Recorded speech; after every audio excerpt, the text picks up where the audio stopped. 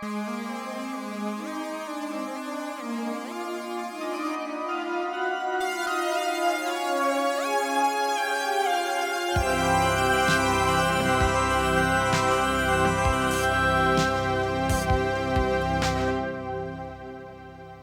back to Film Music Focus. Today we have the pleasure of sitting with Mr. Jim Fahey, who is the Director of Programming Symphony Center Presents at the Chicago Symphony Orchestra. It's a great pleasure to have you here. How are you today? I'm very good, Justin. Thanks for inviting me. I'm glad to be here. So for all of our listeners out there, I know that many of them are already aware of who you are and what you are if they don't know your name just by instantly recognizing it. And they probably have no idea that you are one of the people, and certainly from a programming standpoint, one of the primary people that is behind making what we see happen on stage, bringing the artists in, scheduling the artists, finding ways of creatively programming what it looks like over that 365-day year, playing, not playing, whatever that balance is. So for those out there that have been to the Chicago Symphony, Mr. Fahey is largely responsible for all the creative implications of how things are scheduled. So if you wouldn't mind, why don't you just kind of start off and help us understand a little bit about your background, perhaps even let's dial back even 30 years if you'd like. I mean, how did you get into music? Let's start with that kind of fun question. Well, I have to go back a little bit farther than 30 because this is my 37th season with the Chicago Symphony. And I actually fell in love with classical music when I was young and started playing the oboe when I was in 8th grade. And eventually went to DePaul University to study music. I had a very good teacher, private teacher, who was the principal oboist of the Lyric Opera. Her name was Gladys Elliott. And she very smartly told me that I shouldn't be a performance major, which set me on a little bit of a different path. It was the right thing for her to say. I'd only started, like I said, in 8th grade, and I ended up getting a degree in music education at DePaul, and decided that I didn't really want to teach either. So I think I had this 3-month kind of panic of what am I going to do with my life?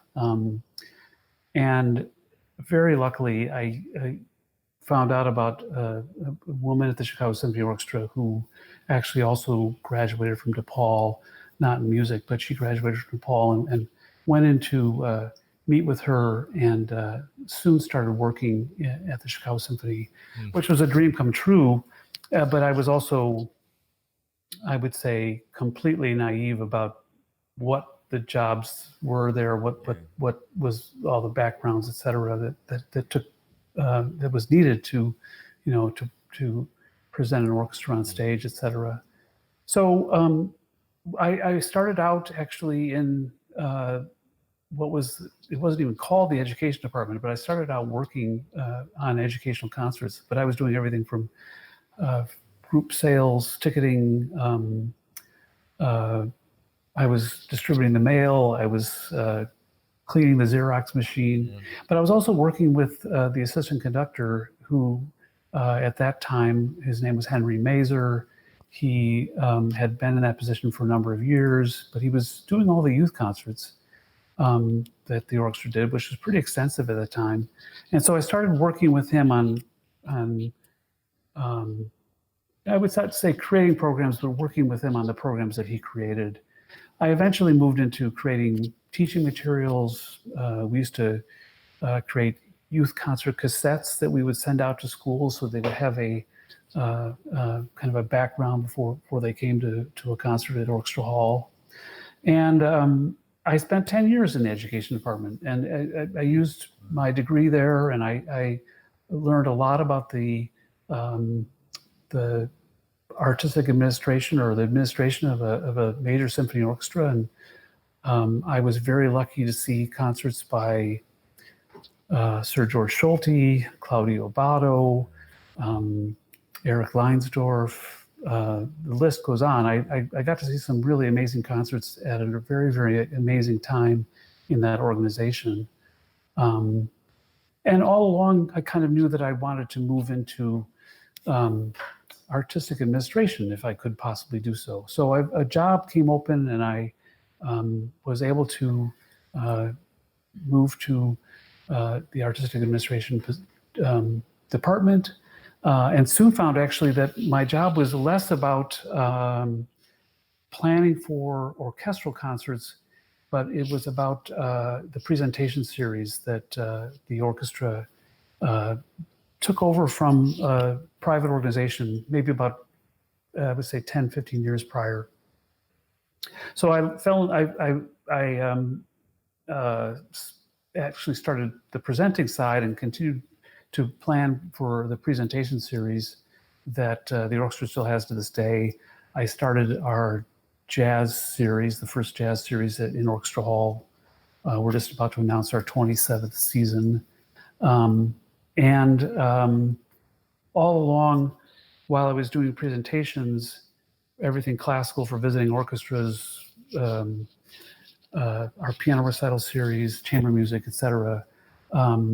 I was always doing the non-classical uh, concerts that the Chicago Symphony Orchestra presented. There were very few and far between, but um, we would have a corporate night fundraiser that we would do every year, and I would be responsible for programming that concert. So when in the early 2000s, when our former vice president of artistic planning, Martha Gilmer, um, experimented with a season that brought in different art forms to the Chicago Symphony Orchestra main series classical concerts. She brought in dance, she brought in spoken word, photography, and we decided to do film in that year. And we put, at that point, there were very few, if any, feature length films that you could do in the way that we're so used to now. But she planned Chaplin City Lights, Mm-hmm. and it was on our, like I said, our main series classical concerts, and it was quite a hit. So in as we planned the 2004-2005 series, we decided, I would say there was a possibility. I'm not exactly sure if I can describe how that happened, but there was the service availability changed, and we were able to identify one rehearsal and one concert um, at 3 different times during the season. So we decided to start a film series called Friday Night at the Movies, as we call it then. They were always on Friday nights. And we again opened the entire season and went back to City Lights and presented that again. It was probably 3 or 4 years after that experiment the first time. So I was very, you know, thrilled to be able to be a part of, I was thrilled to be a part of that series in its infancy. And we've been planning film concerts and expanded the number of films and projects that we've done since that time to now I think we do 6 or 7 films a year. Most of them are at least 2 performances. Quite often there's 3 or 4. So that's a long answer to your question, but it's been a long time that I've been at the CSO and seen a lot, and am thrilled to be able to continue to bring really amazing artists to the stage of Symphony Center and amazing programs to have our wonderful orchestra perform those amazing programs. A lot of our listeners bridge the gap rather well between, as I was sharing with you before we started the program a bit, between classical concert music, if you want to call it that, film music, music for video games. They might be avid listeners. They might be concert goers that actually are often getting out and going into the space, and they may be actually some folks in the industry even. And what I find fascinating about much of what you're saying is just dialing on one thing to start, and that's not only the institution that is the Chicago Symphony Orchestra, and there is that that's part of this conversation. Not only that, but how long you've been there. So being able to, I didn't know it was 37 years. 37 years of watching one of the great institutions in our cultural global history, in the context of how it has evolved into embracing film music is an interesting concept. Just to kind of maybe pivot away with that for just a moment, because the history of film music is really not all that old, right? I mean, we're only out of the silent film era for about 100 years. And in that period, it was, incremental increases. And then all of a sudden, wham, the moment that orchestral sound became part of the thing that we brought from Vienna and we brought from Germany during the 40s. And all of a sudden we have Max Steiner and Hugo Friedhofer and Franz Waxman, and from Russia, Dmitri Tiomkin, who ironically had become known as one of the great Americana movie composers. This prodigious piano talent from Russia. And where I'm going with this is that one of the great institutions, it really wasn't until the early 2000s, as you said, that you started to kind of embrace film music. So let's talk about that for just a moment. Is there, I don't know if sure barrier is the right word, but prior to that time, there's collectively been a great group of orchestras that has, since the avant-garde in the 60s, stayed very, very kind of centered and focused on what we look back and perhaps view as the traditional programming. We start with an overture, we look at a concerto, and then we play the symphony. What have been some of the challenges and what have been some of the benefits that you're seeing in your role introducing what is a decades-old craft into the symphonic environment? And ironically enough, we're just doing now with live film what they were already doing in the silent film era, playing music live to the picture in a live environment. Right. Well, I think one of the important things that we found, or we decided early on, was that the breadth and the depth of the amount of film music that was out there, that obviously was written by some of these amazing talents that you mentioned, Tiomkin, Waxman, others. We felt that they deserved to be heard as performed by one of the greatest orchestras in the world, the Chicago Symphony Orchestra. And so the film programs that we planned early on, especially those first 3 or 4 seasons, were, I would say, what you would call now, we would call them clip shows, but we didn't have visual clips to show. So, we did work very closely, and we still to this day work very closely with Richard Kaufman, and he has been a wealth of knowledge and connections in Hollywood, et cetera. And his history in the studios is quite extensive. But we came up with programs that were focused on music with a theme. And the first year, I think we had a theme about all Oscar-winning scores, and obviously we would be able to perform the sections of the scores that were available, and we decided that we did want some images on the screen, and so we worked very closely with an archivist in Hollywood. He was able to get access to some publicity stills and behind the scenes shots of some of these films. So if we were playing an excerpt from a film, he would gather maybe 7 or 8 still images, and we would create and I'm sure it was a PowerPoint type program that would show those 8 images throughout the course of the 7.5 minute long piece. So you might see it up there for a minute and then it will change, et cetera. So we did that for, I would say, it was the majority of the film scores that we performed. And some of those early concerts, um, there was probably 15 or 20 different excerpts on each concert. We didn't do images for every single one, because the other thing we wanted to do was really give the orchestra the chance to perform this music without any images on the screen, and just let people hear these scores, which are, they were certainly famous scores, but certainly not heard in a concert hall on any regularity.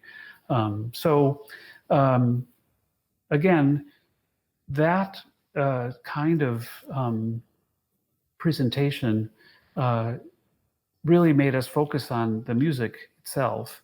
And I think that was something that really helped with our orchestra's kind of acceptance of this, as you were talking before about this, our orchestra doesn't have a pop series. We've never had a standard pop series like a lot of orchestras have had over the years. And so this was a kind of shift in a little bit towards that model, which they were certainly not familiar with. There were a number of orchestra members who were very, very supportive of the series, and knew film music and appreciated film music. And I was supposed to say there was probably others, as there often is, difference of opinions across 100 orchestra musicians. That there were some that were less enamored of the idea of performing with a screen over their heads, et cetera, and in the dark.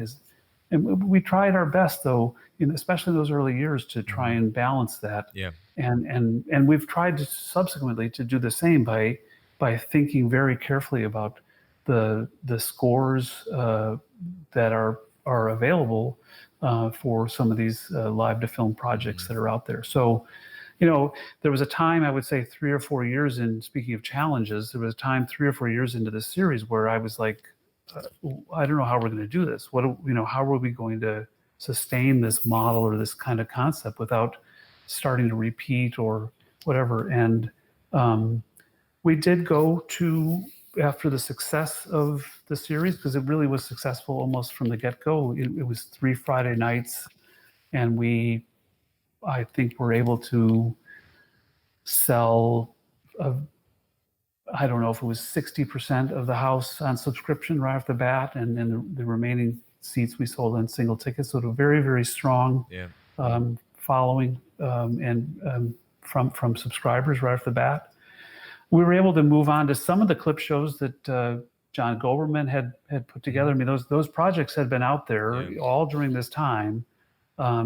But in early years in the series, we were a little cautious about the amount of money that he demanded or needed for those clip shows. But we eventually moved into them and did some different projects that were combining live music with actual motion pictures, and that was the goal, I think, as well. I mean, for me, it was the goal to try and figure out how to make that happen. And it took a number of years, and then like I think it just exploded in terms of the number of possible options for those concerts. So now I think the challenge is different. I think the challenge is going back to that.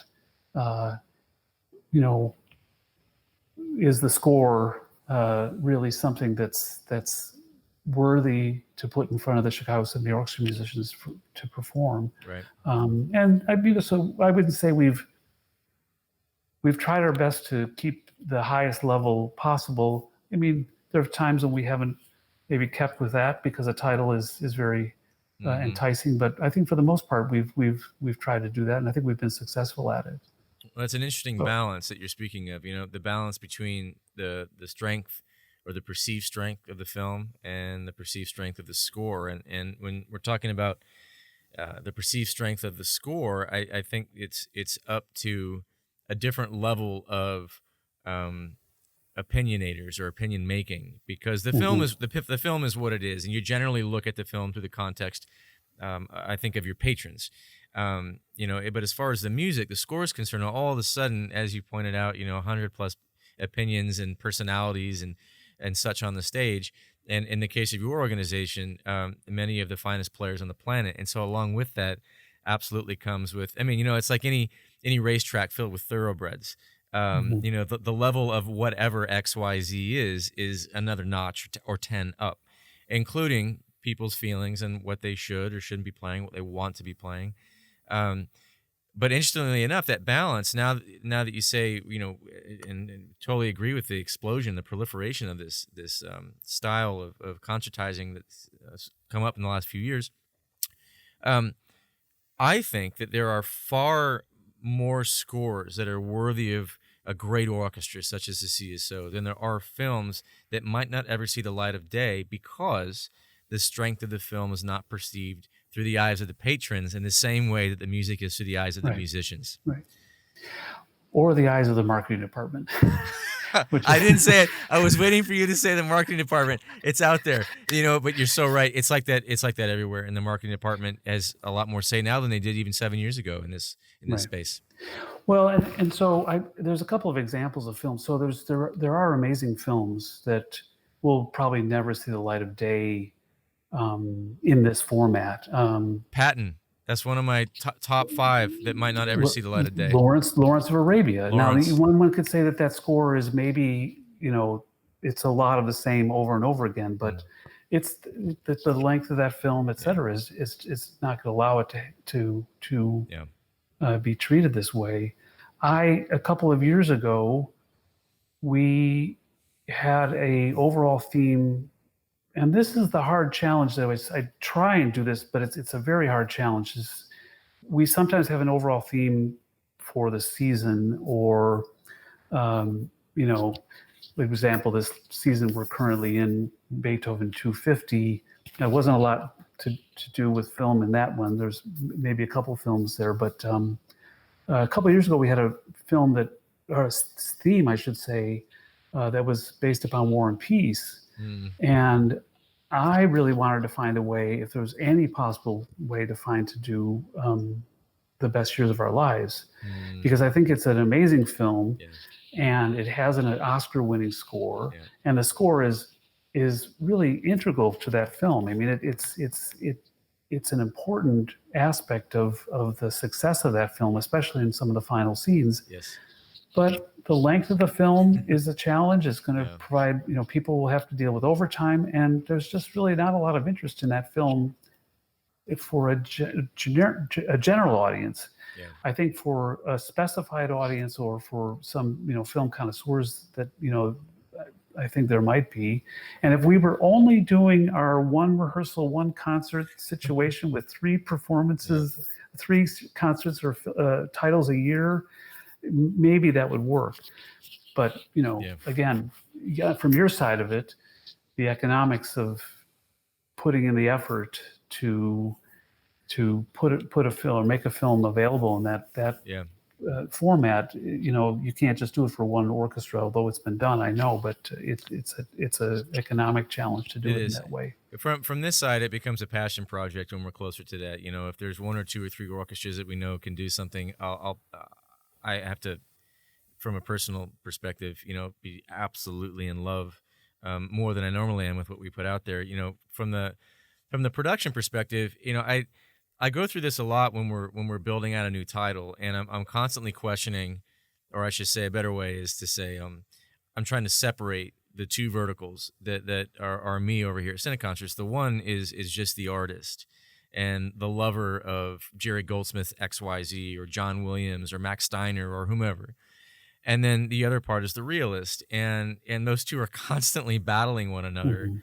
And and I'm constantly struggling to have the practical conversation with halls, with what makes sense for them. And I know what the answers generally are, versus what, oh my gosh, just give me 5 seconds. I mean, we've had these conversations before after some of the shows we've done in Chicago together, and I'll say something along the lines for our listeners that weren't there. And I'll sit with Mr. Fahey, and I'll just talk to him about the things that I just unabashedly love.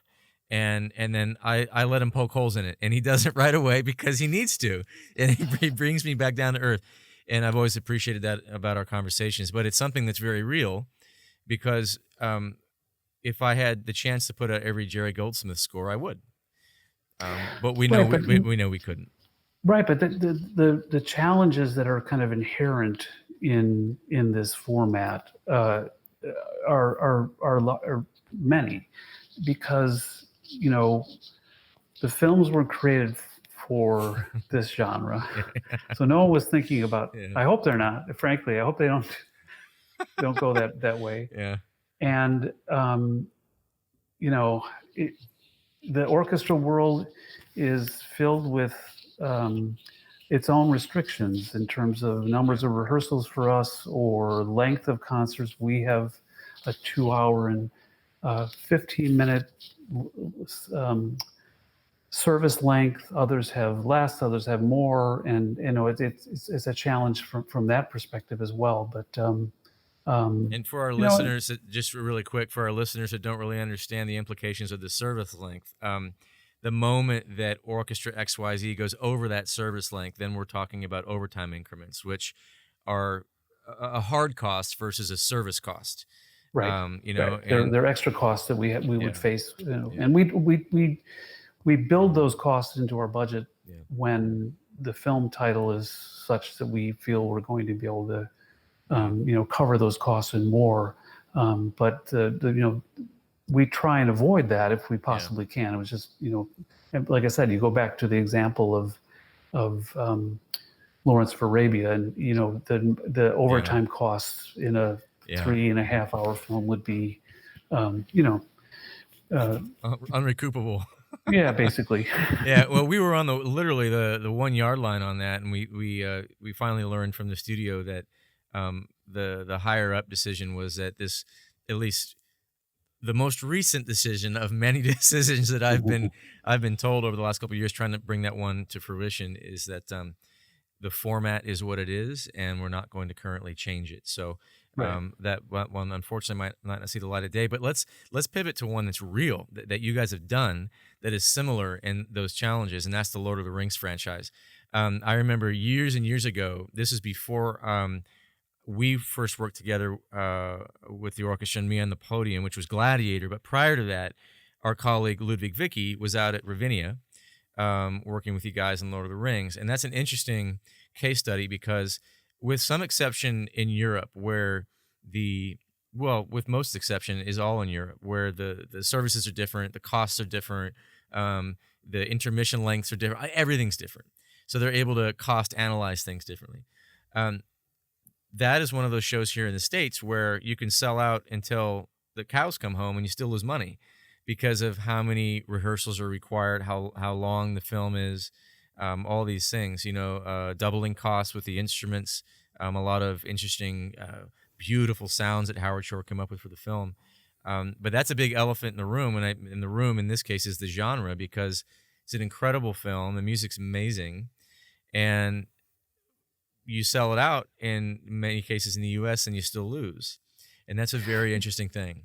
Yeah. And I would say, just to be clear,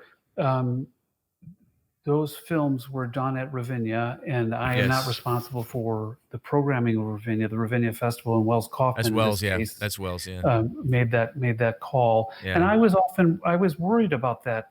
And I think it turned out to be the worry. I think we talked about it actually. Yeah. I think it turned out to be a little bit of a turning point for our orchestra, because the requirements in those 3 nights of 3.5 hours or whatever it is are really very taxing on all of the orchestra members, and string players in particular. Yeah. I think there's times when I think our brass they're pretty invincible. So I think but I would guess that there's a possibility that even those scores were a challenge for them, but string players in particular. And we all know that none of these scores were ever meant to be performed live. And so it's a challenge that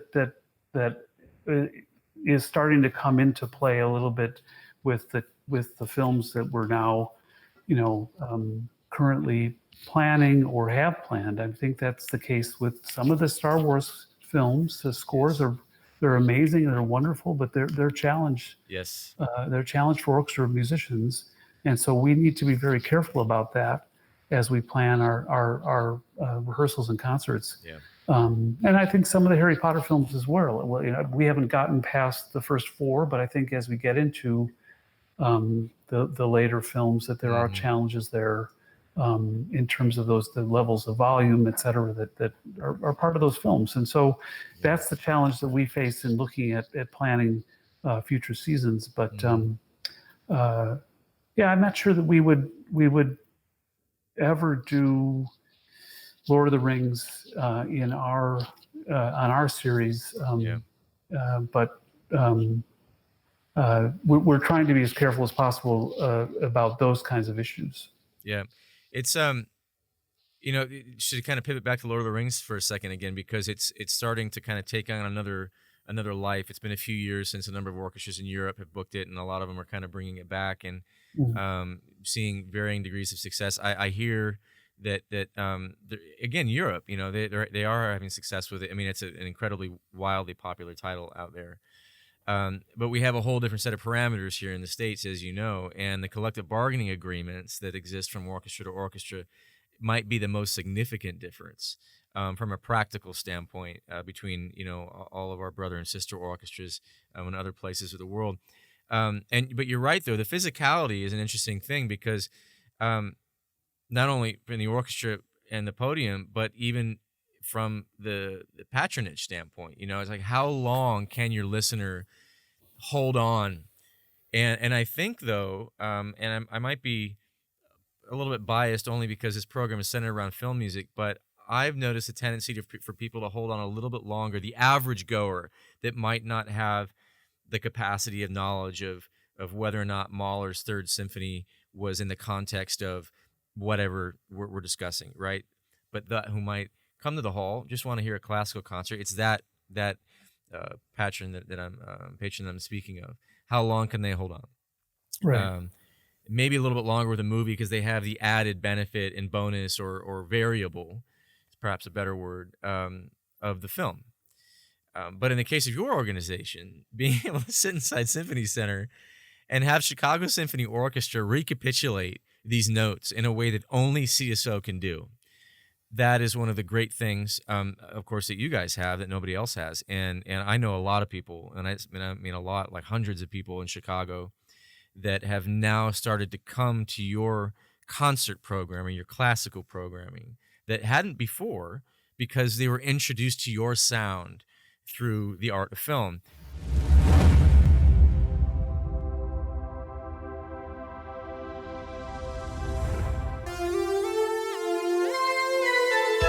Brought to you by Cine Concerts.